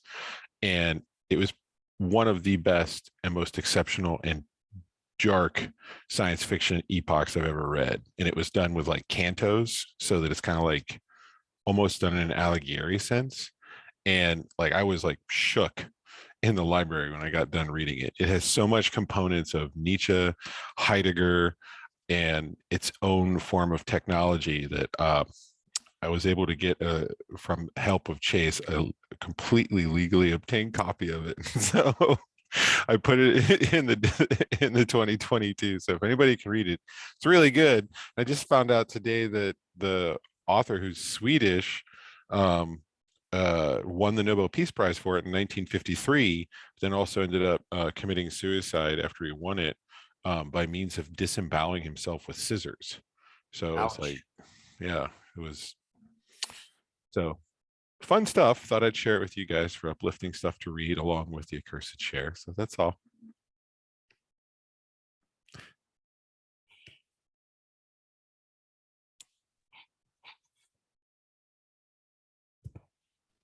So we're going to have a disembowelment party. Maybe. I mean, Aztec disembowelment. It's just, there's so many good things in this story I want to talk with you guys. Like the AI, which kind of goes into human consciousness in order to give them positive images. So it's like their holodeck on this. This is written in 1953. It starts becoming integrated with humans so much that when it gets a glimpse of what it means to have the existential dread of humanity, it kills itself. So I was like, that's pretty different from Moriarty just trying to kill everyone on board. So,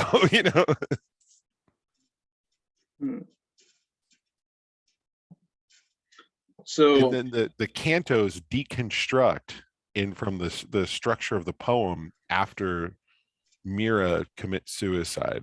So it's fascinating. So disembowelment it is. Yeah, sure. Why not? So going back to Joey's amazing contribution, I do want to second that.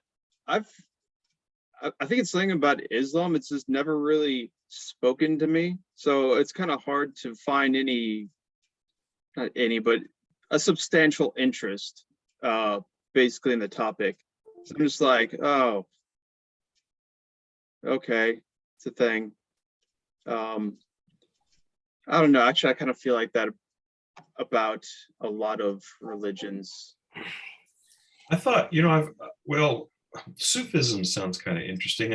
Yeah, that's true. But I wonder how they would fit into this, or how they even fit into Islam in general. Or I that would be was, an interesting thing. But yeah, when someone was mentioning Wahhab, I think it was Eric was mentioning Wahhabism, I went and looked up something, just read a little bit, and they apparently hated Sufism. Yeah, definitely. So Yeah, that would make sense. No, all my point in bringing up Islam is that there has been a criticism of non-European peoples that European philosophers and historians have universalized from the European experience. So, I mean, Bataille trying to say, Yes. okay, you know what I mean? If I'm going to create some kind of very broad statement of human activity, the economy for human beings, it won't work if he can't explain the Aztecs and can't explain the history of Islam, right? It could explain something, but it would be an incomplete explanation for types of activities of human beings, and that's why I thought, and you're right, Nevid. I mean, I don't think he's a cheerleader necessarily for the Aztecs or for the forces of Islam, but at the same time, I do think he saw something that is an interesting perspective from someone who was not raised in the tradition, and came to the prehistory of Islam, more academically, rather than others. And so that's why I'm saying, that I do think that he's, without getting into, I don't want to use that phrase, but that he to explain what he was trying to explain, he has to include those two and also the Buddhist too.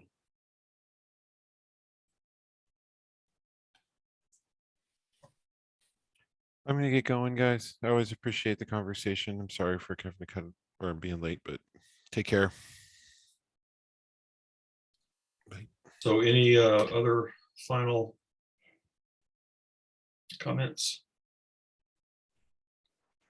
I was just going to throw out one thing, I guess. Yeah, I mean, I have a bit of experience with Islam, but I mean, I'd like to learn more. Having visited Morocco and Turkey and read a lot of Salman Rushdie. So and Rushdie's really, by and large, very sympathetic. Like he's pretty honorable in how he describes Islam, despite the troubles that came his way. But I was just going to point out, because reading this chapter kind of really drove it home in a way that, I think, I've had this thought, but it, really solidified it. Well, if you read some of the contemporary literature about what's going on in the world today, you might see this phrase political Islam, which is supposed to differentiate it from all the rest of Islam, right? And I just wanted to point out, like, to me, Islam was always political, and that's not unique to Islam either, right?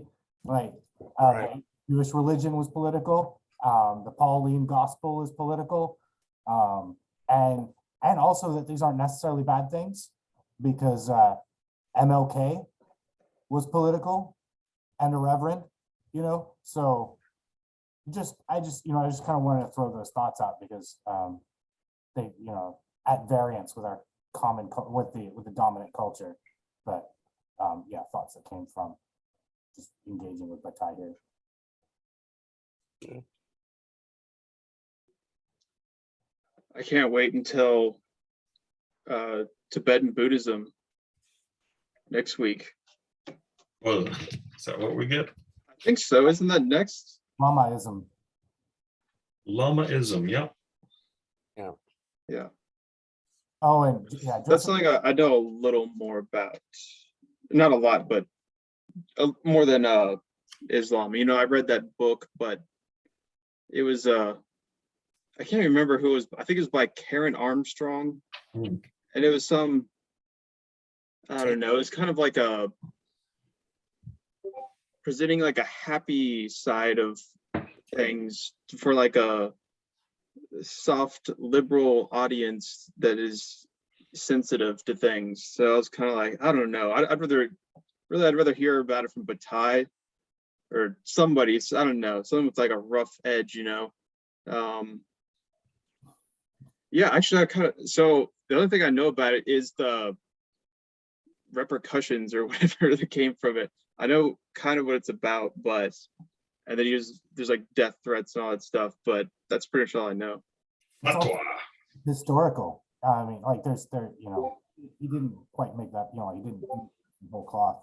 I don't know if you guys are familiar with the kernel that's you know, that informs this story. So when Muhammad received the message, right, you know, the gospel from the archangel Gabriel, it was it occurred over a length of time, right? Like, you know, you would get part of the message, and then the next, you know, in the night, then go out in the day and give it to the people, and then go, you know, and it just took there was this process, and along the way, people were starting to pull away because they were particularly attached to their local gods that they had been worshiping, and specifically 3 female gods. I mean, I think they had a lot of gods, but they had these 3 female gods that they loved and they really didn't want to let go of. And this is like, I mean, Rushdie didn't make this up. This is part of the early Islamic history, and it created a problem for the early Islamic theologians in the same way that, and I forget the exact technical term, but when Christ was on the cross and said, "God, you've forsaken me," like that created a problem for Christian theologians, which then they, you know, forced them to think it through and have a more, you know, sophisticated theology as a result. And the same was true in early Islam. They had this issue, right? So the story goes that at some point, Muhammad gave the revelation to the people and said, it's actually okay for you to worship these 3 gods. Like they're, you know, they're cool. Like after, you know, after saying there's only one God, right? It was, you know, he kind of, you kind of reads like an appeasement, right? But then the next day, he comes out and says, what I said yesterday, that was satanic. All right. That wasn't from Gabriel. Okay. That was actually Satan speaking through me that time, but only that time. The rest of this is is from the archangel Gabriel. So it's just, you know, just like with, you know, Jesus on the cross, it complicates a very simple picture, right? And I think it's a productive complication. And I think Solomon Rushdie felt that it was a productive complication, but he got in trouble. He got in big trouble for dramatizing it in a fiction, because from my understanding, that story was it was a very important part of early Islamic theology for the first few hundred years, and then it more or less got suppressed. And so Salman Rushdie kind of picks it up and reintroduces it, and that, you know, that angered a lot of people. Reminds me of Last Temptation of Christ. Yeah. You know, it sort of introduces a kind of a curveball into the theology. It's a good book. It's a fun read. Sam, stop. Sam, your cat? Sam's my dog and he's attacking the cat. And I don't want to have to take him to the veterinarian because he's got a gash in his body from the cat's claws, you know. So Sam. Sam. Yeah, I heard a dog barking, and I knew it wasn't Nietzsche, because Nietzsche has a very different bark. So I knew something was going on. Yeah. Yeah. I try to mute it when I see him getting a little bit too excited. So that's why cats are awesome. They don't bark. No, they just claw your furniture down to its framework. Yeah. My cat doesn't sharpen his claws anymore. How did that happen? He's diabetic and he's tired. Well, that cat that just crawled up on that cat tree, he attacks the other cat. So he's a bit of an asshole. And I've suggested to my veterinarian wife that maybe we should just keep him on constant tranquilizers, but she doesn't like that idea. So. Oh yeah. The younger cats, there's a period where I remember desperately. There's some kind of or going to Walmart and they had a collar that was supposed to be tranquil. It's supposed to calm them or something like that. I desperately tried to use that. There's no effect. It was not. It's not effective. Yeah. Yeah. They're just friggin' cats.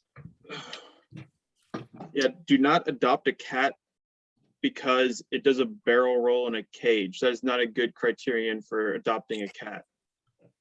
Terrible. Yeah. Good to know.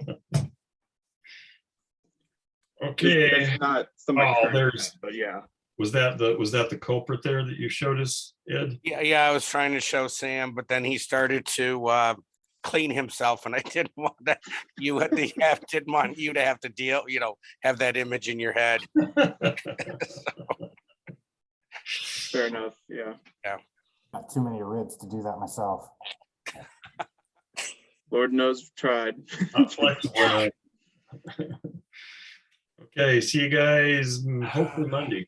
Please have a safe weekend. The rain bothers me with the very cold temperatures, so please be safe out there. All right. Bye, everyone. Bye-bye.